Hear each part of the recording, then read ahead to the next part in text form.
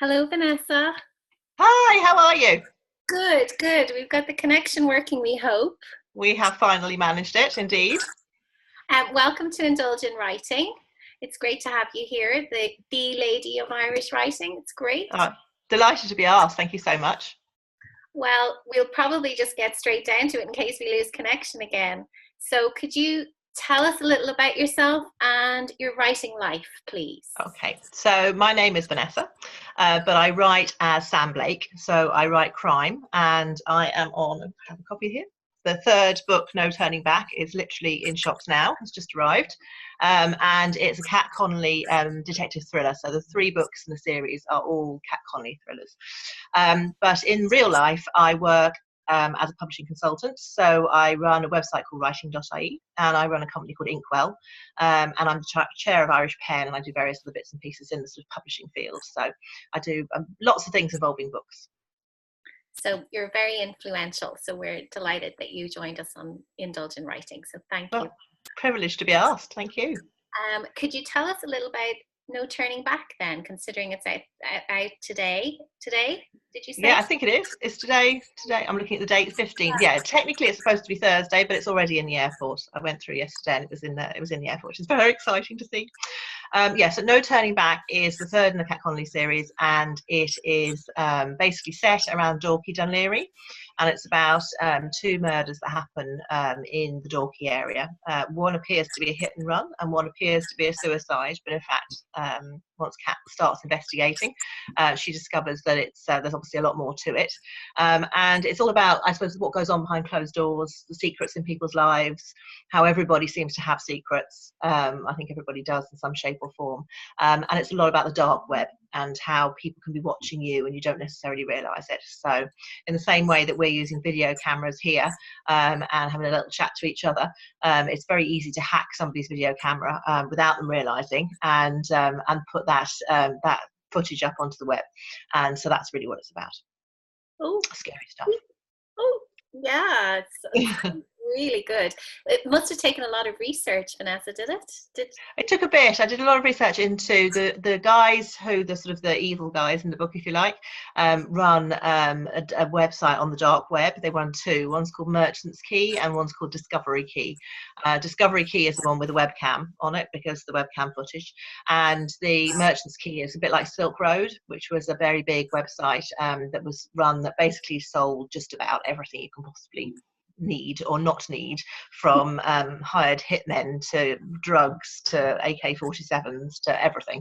That was closed down, I think, by the FBI in the end, quite recently. So so I did a lot of research into that, a lot of research into how the dark web works, into this hacking thing, and the way people's cameras get hacked, the type of cameras that get hacked, and hacking generally. Actually, it's very interesting, and bitcoins, all sorts of other things that you have to learn about when you're doing stuff like this. Yeah, good bit of research. Wow. Wow, it sounds really exciting. I'm really looking forward to it. I have it pre-ordered, so I'm Oh, waiting. you're very good. An author's dream. Well, yeah, pre-ordering is important for us, so yeah, we'll Oh, tell it's fantastic. you. Yeah, exactly. It's great. Well, the whole idea about indulgent writing is that we try and inspire and help writers who are starting out. So, what do you wish that you knew when you were starting out? Is there one thing or a couple of things you'd like to Okay, so I started writing a long time ago. I started writing in 1999 originally, and obviously thought that the very first book I wrote was going to be a massive bestseller. Was completely convinced, but I think I'm a great believer in the power of positive thought, because when I eventually did get one published, then it was a bestseller. So it can happen. It just took a bit longer than I thought it was going to. So it ended up taking, 15 years, I think, in the end. I think one of the things that I didn't know and I wish I'd known was the techniques that you use in fiction writing. I think we all learn to write in school, and we learn, we read a lot, and so you tend to think that you can just sit down and write a book and it's going to be easy, but in fact there's an awful lot of techniques that you need to learn to make your writing better, to make it more readable, to really paint the picture for the reader. And I actually ended up setting up workshops myself in order to learn that. Discovered by about book 3 I'd realised that I could sort of write, but I just didn't. I knew there was more I needed to learn to make it better, and I set up my own workshops, and I've been to hundreds of workshops now at this point. But so I suppose that's something I could have done with knowing. it sounds really obvious that, you know, that there's this sort of apprenticeship that you have to serve, but you tend to, literally you tend to think that you can just sit down and write a book, but it's not that easy.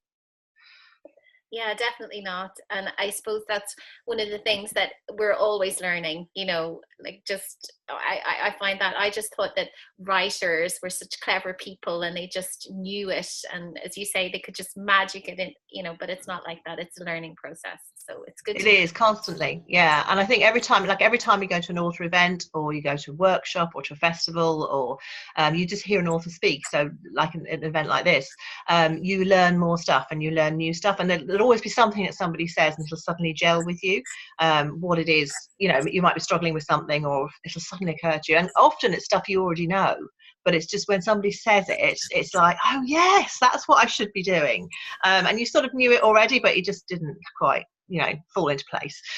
So yeah, no, it's a constant learning process. I think every time you read a new book, you're learning about the ways people use words and put things together and create pictures, and that's what it's all about. It's all about creating that picture for the reader and making the reader feel like they're living the story with the characters, and that is an art.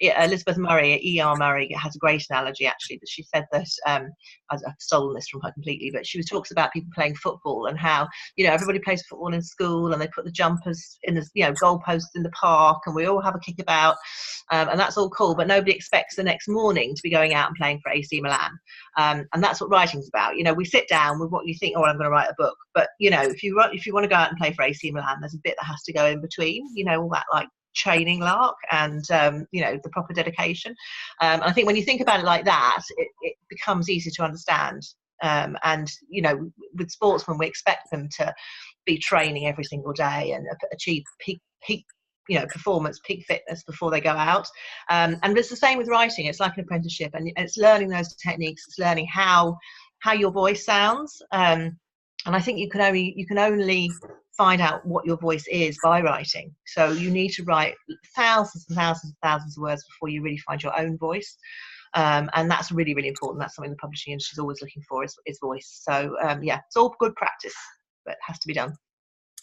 Yeah, so I think you've kind of probably answered this question, but what do you find most challenging about your writing life? For me, I think it can be time. I tend to be quite focused, so that when I need to get something done, I get stuck straight into it and get it done.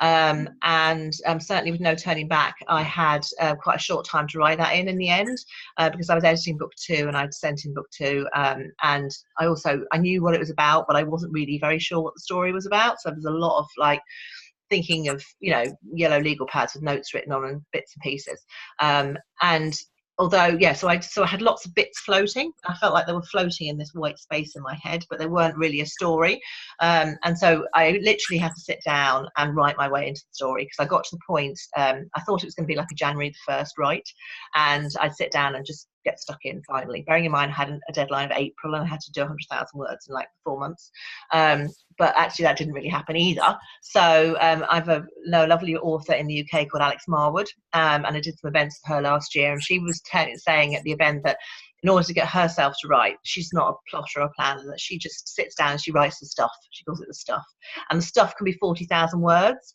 but it's the stuff that gets her into the story, and in that 40,000 words she'll find her way into the story and she'll find out who the characters are. And that's really what I had to do with No Turning Back. I just had to sit down and start writing. So the changes in the script between edits were phenomenal. So there was a completely new, in the first draft, had a whole different ending. It had a different killer, I think. It had people killed in slightly different ways, and there was some other, you know, red herring set up and bits and pieces that, you know, didn't necessarily play out, because I thought they'd be useful when I started writing it, but by the time I got to the end I hadn't used them. So so big changes, big drafts, but yeah, time would be one of the biggest challenges. Yeah, I think it's good to hear that even established writers have loads and loads of drafts. You know, sometimes I thought like years ago that they just sat down and dunk, dunk, dunk, and out it came. So, you know, it's Perfect. yeah. No. Innocence is bliss. Is there anything else you'd like to share with us on Indulgent Writing? Well, I think the key thing for people is just to keep writing. That was the best advice I was ever given by Sarah Webb. And you know, you have to do it because you love it. You do get paid for it eventually, hopefully. I mean, that's the plan. But bearing in mind how long it takes you to train to get to that point where that first book is going out, you're never really going to get paid for it. You know, of all the, Malcolm Gladwell talks about 10,000 hours being the tipping point for anybody who is, you know, really serious about their craft, whether it's the Beatles or whether you're a basketball player. And so by the time you put in your 10,000 hours, you're never really going to get paid for those 10,000 hours. You'll get paid for the current book, hopefully. So you have to love it. That's the key. You have to be writing because you love it and you adore it and you love your characters and you love story.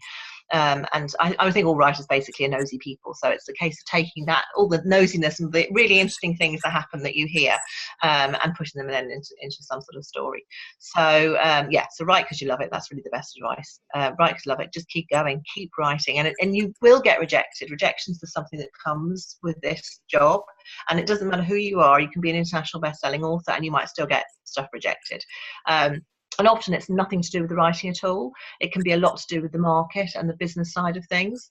I work very much on the business side as well as the creative side. So when I've got my Vanessa hat on, so my Sam hat on, I work as a scout for some agents, a whole gang of agents in the UK and in Ireland.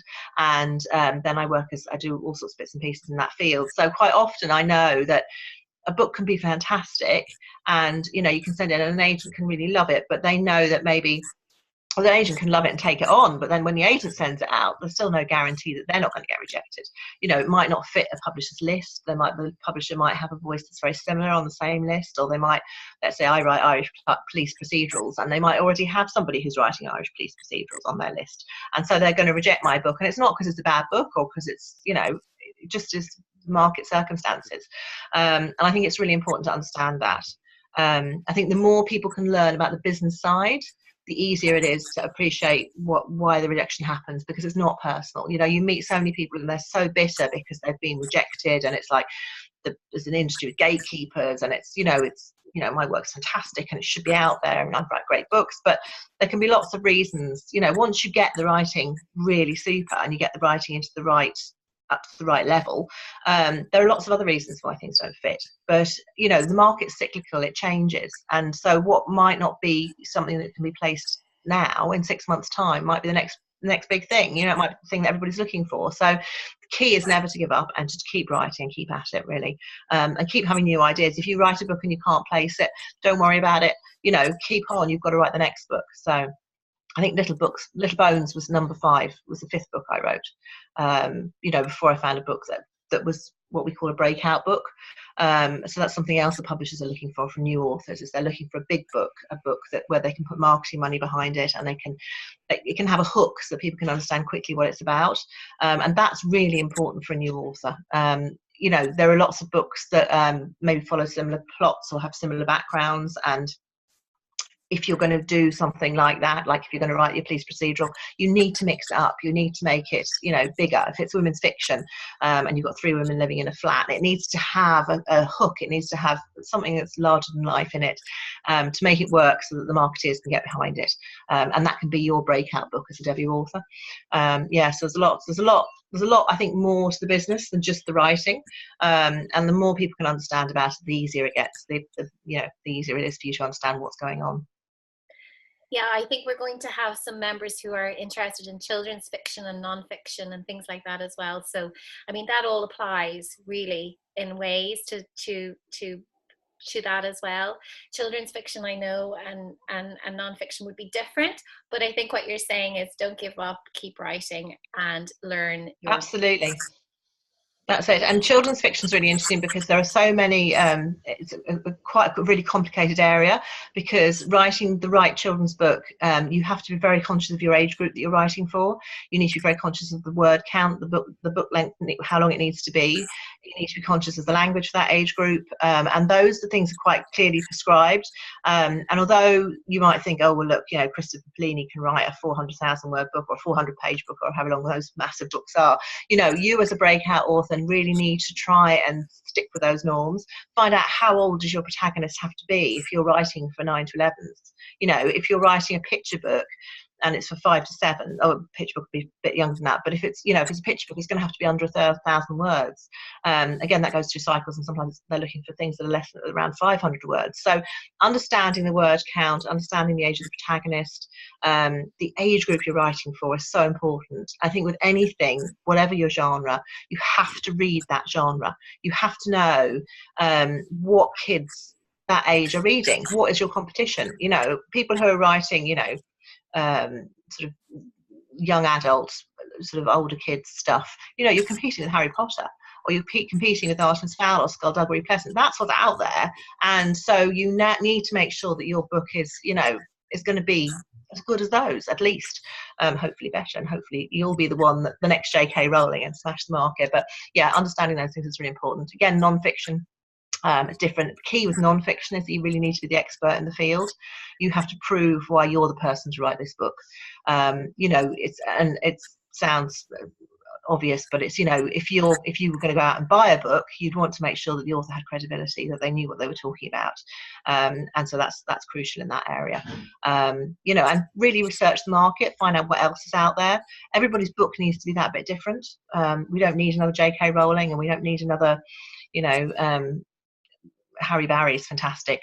He's an amazing author, mental health author, and you know, we don't need another Harry Barry because we've got one who's brilliant already. So you need to be different. You need to be thinking, what is it that you can bring, that, you know, in terms of creativity and experience, to a project, to really lift it and make it exceptional.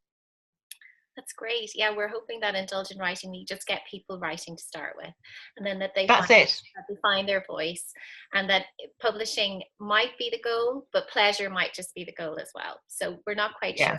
But it's great to talk to you. We can tell them to in with Writing.ie as well, because there's heaps of information on there for tons of information. Yeah. I mean, you're so right. That's the key thing. You have to write because you love it.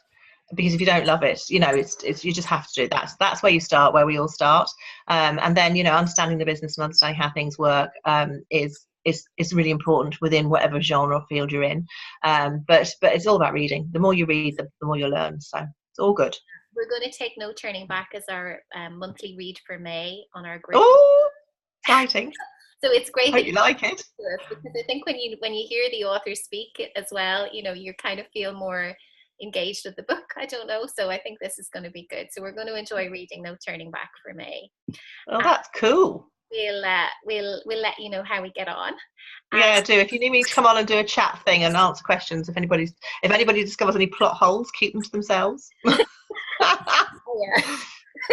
No, we'll have you